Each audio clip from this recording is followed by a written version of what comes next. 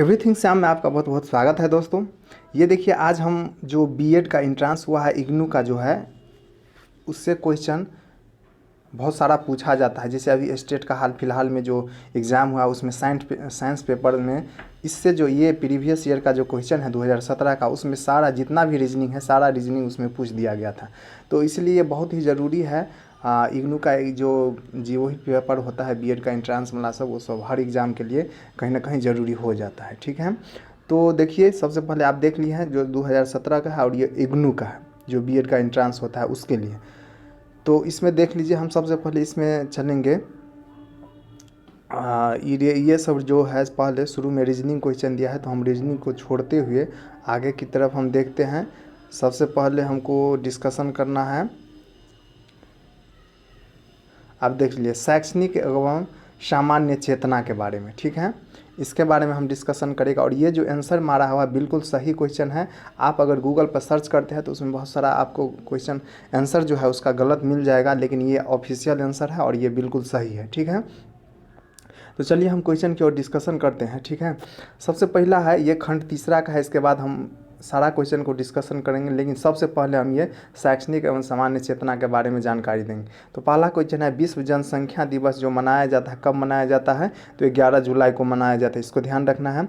गरीबी ने अछूतों के मंदिर में प्रवेश के अधिकार के लिए नाटकीय प्रयास किया था। ठीक है, सॉरी, गांधी जी है। गांधी जी ने अछूतों के मंदिर में प्रवेश के अधिकार के लिए नाटकीय प्रयास किया था कब? तो 1935 ईस्वी में। ठीक है, ये क्वेश्चन सब आप गूगल पे भी सर्च कीजिएगा तो बहुत कन्फ्यूजन में दिखाता है। इसके बाद मुक्त शैक्षणिक संसाधनों को के राष्ट्रीय कोष यानी NROER का प्रबंधन किया जा रहा है किसके द्वारा? NCERT के द्वारा। ठीक है, किसका? तो मुक्त शैक्षणिक संसाधनों के राष्ट्रीय कोष का प्रबंधन NCERT के द्वारा किया जाता है, इसको ध्यान रखना है। इसके बाद वंदे मातरम नामक क्रांतिकारी पत्र के संपादक कौन थे? तो इसका जो है श्याम कृष्ण वर्मा जी थे, वंदे मातरम नामक क्रांतिकारी पत्र के संपादक। इसके बाद है 26 जून 1945 को कितने राष्ट्रों ने संयुक्त राष्ट्र घोषणा पत्र पर हस्ताक्षर किए थे? तो 51। ठीक है, 50 को तत्काल किए थे, लेकिन 1-2 दिन के बाद शायद एक और बढ़ गए थे तो वो 51 हो गया था। इसके बाद निम्नलिखित में से किसने भारतीय संघवाद को सहकारी संघवाद कहा है? भारतीय संघवाद को सहकारी संघवाद ग्रानविल ऑस्टिन ने कहा है, ग्रानविल ऑस्टिन ने कहा है, इसको ध्यान रखना है। इसके बाद 17 जून 2015 को राष्ट्रीय मंत्रिपरिषद ने सभी के घर का कब तक उपलब्ध कराना प्रस्तावित किया है? तो 2022 तक जो है सभी को घर देने के लिए प्रस्ताव उपलब्ध कराना। इसके बाद 17 सितंबर 2015 को जारी वैश्विक नवाचार सूचकांक 2015 में कौन से शीर्ष स्थान पर रहा? तो यह है स्विट्जरलैंड रहे थे। इसके बाद संयुक्त बाल कोष यूनिसेफ का मुख्यालय कहाँ है? तो यह है न्यूयॉर्क सिटी अमेरिका में। ठीक है, संयुक्त राष्ट्र बाल कोष। ठीक है, यहाँ देखिए इसका हिंदी दे दिया है, लेकिन आप जहाँ भी अक्सर पूछ देता है जो यूनिसेफ का मुख्यालय, तो सब मार देता है न्यूयॉर्क सिटी, लेकिन इसका हिंदी में दे दिया है संयुक्त राष्ट्र बाल कोष।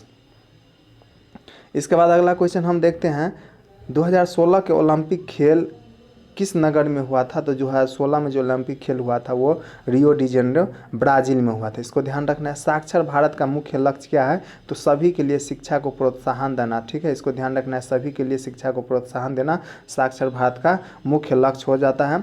इसके बाद संविधान की किस धारा के अनुसार राष्ट्रपति को अध्यादेश जारी करने का अधिकार है? तो अध्यादेश जो राष्ट्रपति जारी करते हैं 1, 2, 3 के तहत, और जो राज्यपाल करते हैं तो 2, 1, 3 के तहत। ठीक है, राष्ट्रपति हो गया 1, 2, 3 और राज्यपाल हो जाता है 2, 1, 3 के तहत अध्यादेश जारी किया जाता है।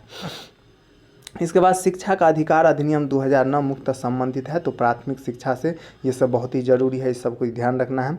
फंडामेंटल यूनिटी ऑफ इंडिया पुस्तक के लेखक कौन है? तो राधा मुकुंद मुखर्जी जो है फंडामेंटल यूनिटी ऑफ इंडिया पुस्तक के लेखक है। इसके बाद है भाषा के आधार पर राज्य पुनर्गठन आयोग ने अपना प्रतिवेदन किस वर्ष दिया था? तो देखिए क्वेश्चन बहुत ही अच्छा क्वेश्चन है, कभी आप 53 मार दीजिएगा, कभी 56 मार दीजिएगा। ठीक है, इसका करेक्ट आंसर होगा 55 होगा। क्या कह रहा है क्वेश्चन? सो पहले देखिए, भाषा के आधार राज्य पुनर्गठन आयोग ने अपना प्रतिवेदन किस वर्ष दिया था?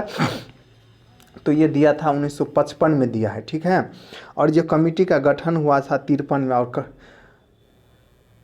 ठीक है।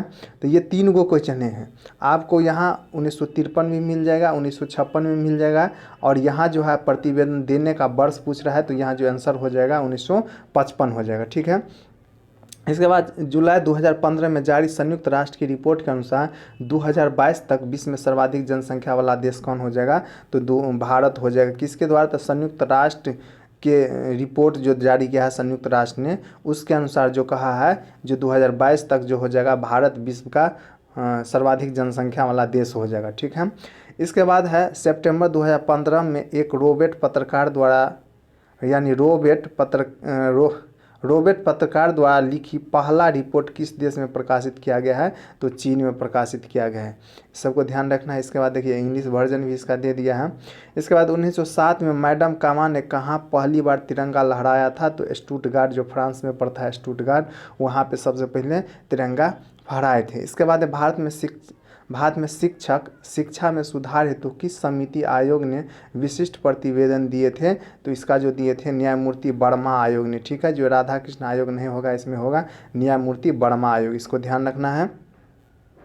इसके बाद IEDSS का विस्तृत रूप क्या है, तो इसको फुल फॉर्म है, इसको याद रखना है, inclusive education for disabled and secondary stage. ठीक है। क्या है इसका, IEDSS का full form inclusive education for disabled and secondary stage. ठीक है। संसद के दोनों सदनों के संयुक्त सत्र की अध्यक्षता कौन करता है, तो लोकसभा अध्यक्ष करते हैं, और इसको बुलाने का काम करते हैं राष्ट्रपति जी, प्रधानमंत्री के सिफारिश पर।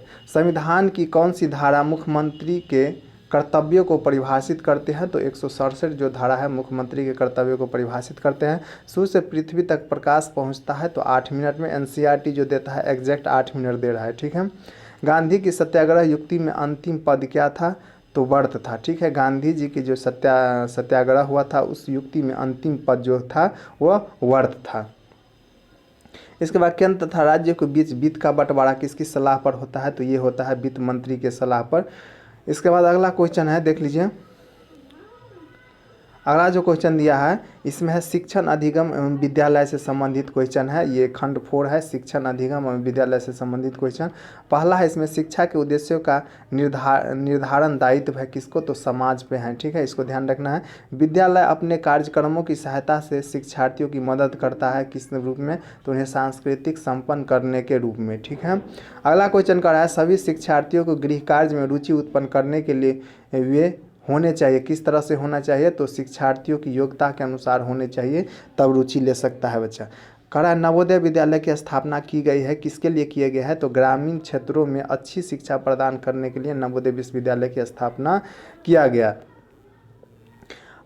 अगला क्वेश्चन है एक प्रभावी शिक्षक की गुणवत्ता का सबसे महत्वपूर्ण गुण क्या होता है, तो एक अच्छा प्रेरक होना चाहिए, ये सबसे महत्वपूर्ण गुण है किसको, शिक्षक के।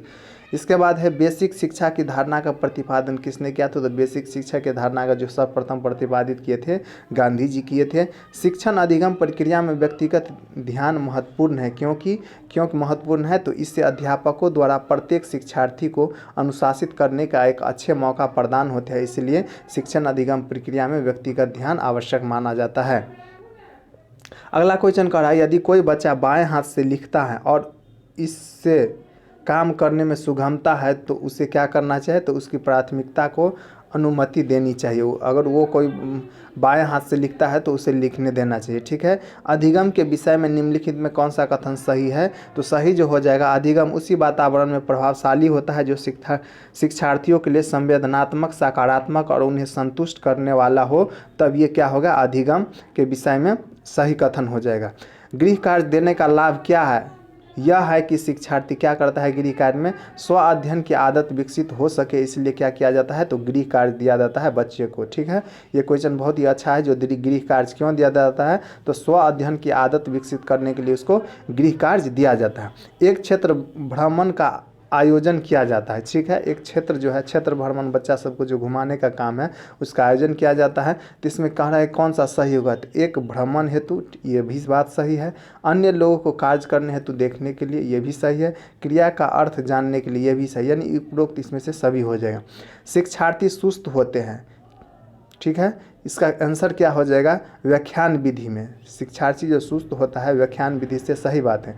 प्रदर्शन प्रभाव का अर्थ क्या होगा, तो उपयोग की नकल का प्रभाव जो होगा प्रदर्शन प्रभाव का अर्थ हो जाता है।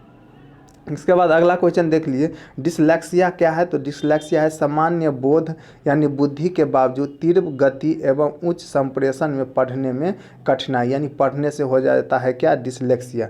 इसके बाद अगला क्वेश्चन, यदि अपनी कक्षा में किसी शिक्षार्थी को खराब कपड़े पहने पाते हैं तो आप क्या करेंगे, उसकी ओर ध्यान नहीं देंगे। अगर कोई बच्चा गरीब है और वो ख़राब कपड़े पहने हैं तो उसके कपड़ा की ओर ध्यान नहीं देंगे। इसके बाद है कुछ शिक्षार्थी अध्ययन में पिछड़े हैं, उनकी ओर आपका रवैया कैसा होगा, तो प्रेम पूर्वक रवैया हो। कुछ पिछड़े हैं तो उसको आवश्यकता से मतलब कुछ अलग से उसको सहायता कर दिया चाहिए, लेकिन प्रेम पूर्वक उसके साथ। देखिए इससे पहले का क्वेश्चन है, इसमें देखिए क्या कर रहा है, यदि अपनी कक्षा में किसी शिक्षार्थी को खराब कपड़े पहनने पाते हैं तो आप क्या करेंगे, तो पहला ऑप्शन देखिए, शिक्षार्थी को कक्षा में उपस्थित नहीं होने देंगे, ये गलत हो जाएगा बिल्कुल। उसका मजाक उड़ाएंगे, ये भी गलत हो जाएगा। उसको कक्षा में ऐसे कपड़े नहीं पहनने के लिए परामर्श देंगे, तो ये परामर्श देने की बात नहीं होगा, उसकी ओर ध्यान नहीं देंगे। ये इसका आंसर लिया है ऑफिशियल। इसके बाद खेल थेरेपी बालकों के अध्ययन में अपनाई जाती है, क्या अपनाई जाती है, तो शैक्षणिक प्रक्रिया में मनोरंजन बनाने हेतु अपनाई जाती है। इसके बाद अगला क्वेश्चन, अधिगम संबंधी विद्यार्थियों की समस्याओं का सबसे अच्छा समाधान क्या है, तो निदानात्मक अध्यापन। फिर से क्वेश्चन देखिए, अधिगम संबंधी विद्यार्थियों की समस्याओं का सबसे अच्छा समाधान क्या होगा, तो निदानात्मक अध्ययन सबसे अच्छा समाधान हो जाएगा। इसके बाद भारत जैसे लोकतांत्रिक देश में शिक्षार्थियों को ध्यान देना चाहिए किस पे, तो एक अच्छे नागरिक के गुण विकसित करने पर ध्यान देना चाहिए। इसके बाद अगला क्वेश्चन देखिए, अगला क्वेश्चन, यह स्पष्ट रूप में माना जा सकता है कि एक शिक्षार्थी नियत समझता या समझती है यदि वह क्या करता है, इसके और उदाहरण दे पाए। ठीक है, अगर इसके और उदाहरण दे पाए तो क्या उसका उदाहरण थोड़ा अच्छा से समझा दिए तो वो क्या समझता है, स्पष्ट रूप से समझ पाता है। अगला क्वेश्चन कह रहा है, आपके समय सारणी के कार्यवाहक होने के नाते आपके द्वारा निवेदन के बावजूद एक शिक्षक हमेशा देर से आता है, ऐसी स्थिति में आप क्या करेंगे, तो प्रधानाध्यापक को सूचित करेंगे जो ये देर से आ रहा है, इस पर कुछ कीजिए। प्रत्येक शिक्षार्थी अपने आप में अनोखा है का अर्थ क्या है, प्रत्येक जो शिक्षार्थी अपने आप में अनोखा है का जो अर्थ हो जाएगा, कोई भी दो शिक्षार्थी अपनी योग्यता रुचि और गुणों में एक जैसे नहीं है। ठीक है, अगला ऑप्शन देख लीजिए, इसका तो यही आंसर लिया है, शिक्षार्थियों में न ही कोई समान गुण होते और न ही वे समान लक्ष्य साझा करते हैं, ये भी गलत हो गया। सभी शिक्षार्थियों के लिए एक समान पाठचर्या संभव नहीं, ये भी गलत हो गया। एक भिन्नता वाली कक्षा में शिक्षार्थियों की प्रतिभाओं का विकास संभव है, तो ये सब गलत होगा, इसका आंसर एक ही होगा। अंतः सेवा शिक्षण प्रशिक्षण को और प्रभावी बनाया जा सकता है किस कारण से, पहले से उचित रूप से तैयार किया गया प्रशिक्षण पैकेज का उपयोग करके जो है अंतः सेवा शिक्षण प्रशिक्षण को और प्रभावी हम बना सकते हैं। इसके बाद एनसीईआरटी के बीएड पाठ्यक्रम की रूपरेखा 2014 में निम्नलिखित में से किस पर बल दिया गया है, तो ईटी यानी शैक्षणिक तकनीकी पर। ईटी जो हो जाता है क्या, शैक्षणिक तकनीक पर। एक बार फिर से देखिए कुछ को, एनसीईआरटी के बीएड पाठ्यक्रम की रूपरेखा जो 2014 में 2 साल का बीएड कर दिया था, निम्नलिखित में से किस पर बल देता है, तो ईटी शैक्षणिक तकनीकी पर। ठीक है, अगला क्वेश्चन है, फिल्म देखते समय एक मानव कितनी इंद्रियों का उपयोग करते हैं, तो 4 प्रकार के इंद्रियों का उपयोग करते हैं, देखना सुनना ये सब हो जाएगा इसमें। इसके बाद अगला क्वेश्चन देख लीजिए, ये देखिए साइंस का क्वेश्चन है। ठीक है, तो साइंस में भी हम देख लेते हैं, अपवर्तन के नियम के अनुसार जो है क्या होता है, तो साइन आई बटा साइन आर होता है बराबर स्थिरांक, ये इसका सही आंसर हो जाएगा। प्रकाश संश्लेषण हेतु एक हरे पौधे को निम्नलिखित की आवश्यकता होती है किसकी, तो सबको हो जाए कार्बन डाइऑक्साइड का, प्रकाश का और क्लोरोफिल का, यानी सारा का ज़रूरत पड़ता है। इसके बाद जलीय पौधे हाइड्रिला में स्टोमेटा क्या होता है, तो पत्तियों पर होते हैं, स्टोमेटा जो होता है पत्तियों पर होते हैं। उत्तल दर्पण द्वारा बन सकते हैं क्या, तो केवल आभासी प्रतिबिंब उत्तल दर्पण द्वारा बन सकता है। दाब की इकाई क्या होता है, तो न्यूटन प्रति वर्ग मीटर जो दाब का इकाई होता है, इसको ध्यान रखना है। लकवा क्या है, तो जल से फैलने वाली एक बीमारी है। लकवा जो है पोलियो, देखिए लकवा को क्या कहा जाता है, तो पोलियो कहा जाता है, इंग्लिश में लिखा हुआ है, तो क्या हो गया, जल से फैलने वाले एक बीमारी है पोलियो। इसके बाद अगला क्वेश्चन कह रहा है, यदि दो तार ए और बी एक ही धातु के बने हुए तथा एक ही लंबाई के हैं परंतु उनके व्यास 1:2 के अनुपात में है तो उसके प्रतिरोध जो होगा आर ए और आर बी में संबंध क्या हो जाएगा, तो 4:1 हो जाएगा। ठीक है। इसके बाद अगला क्वेश्चन देख लेते हैं। आइंस्टीन के अनुसार ऊर्जा ई संहिता एवं प्रकाश के वेग सी में क्या संबंधित है। आइंस्टीन का ये थियोरी है, ई बराबर mc²। इसके बाद पौधे की कोशिकाएं निम्न कर सकती हैं। पौधे की जो कोशिका है निम्न कर सकती है क्या, तो सारा चीज़ कर सकते हैं, सांस लेने तथा शोषण करने में, शोषण एवं प्रकाश संश्लेषण में, सांस लेना और प्रकाश संश्लेषण, ये सभी इसका आंसर हो जाएगा। अगला क्वेश्चन कह रहा है एक्स किरणों की तरंगदैर्घ्य दृश्य प्रकाश की तरंगदैर्घ्य से कम है एवं क्या होगा, इसकी आवृत्ति दृश्य प्रकाश की आवृत्ति से ज़्यादा हो जाएगा। ठीक है।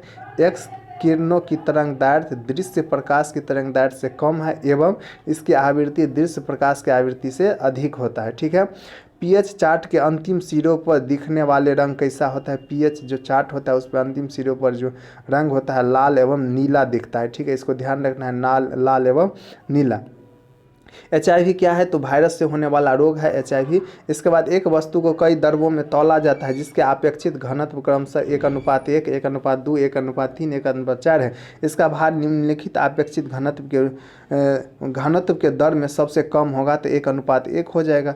इसके बाद एक अवतल लेंस निम्न प्रकार से प्रतिबिंब बनाते हैं तो उपयुक्त सभी प्रकार के प्रतिबिंब आभासी प्रतिबिंब, छोटा प्रतिबिंब और सीधा प्रतिबिंब बनाते हैं। इसके बाद यदि 2 ओम तथा 1 ओम प्रतिरोध वाले दो समांतर क्रम में जोड़े जाए तो उसका तुल्य प्रतिरोध क्या हो जाएगा, तो 1 ओम से ज़्यादा इसका हो जाएगा। इसके बाद अगला क्वेश्चन कर रहा है यदि लाल लिटमस एसिटिक एसिड घोल में डाले जाए तो क्या होगा, तो ये नीला हो जाएगा। लाल क्या हो जाता है, नीला हो जाता है। पृथ्वी और ऊर्जा का अंतिम स्रोत क्या है, तो सूर्य हो जाएगा। इसके बाद विद्युत ऊर्जा की व्यापारिक इकाई क्या है, तो किलोवाट घंटा होता है। विद्युत ऊर्जा की व्यापारिक इकाई क्या हो जाता है, किलोवाट घंटा हो जाता है। वनों के काटने का परिणाम क्या होता है, तो वर्षा की कमी हो जाएगा, प्राकृतिक संसाधनों की कमी और जंगली पशु पक्षियों के जीवन में संकट, यानी सभी हो जाएगा। क्लोरोफ्लोरोकार्बन का उपयोग क्या है, तो ओजोन परत को घटाना है। ठीक है। इसके बाद देखिए मैथ का क्वेश्चन आ गया, तो ठीक है मैथ का आप अगर आंसर आप देखते हैं तो आंसर में आप चिन्ह लगा लीजिए। इसका जो हो जाएगा 102 का 4 हो जाएगा।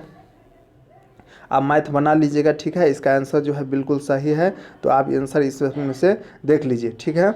इसके बाद देख लीजिए 108 का ये हो गया, एगो हो गया, 12 का 2 3 हो गया, 13 का 4 हो गया, 15 का 1 हो गया। इस तरह से आपका आंसर मिल जाएगा।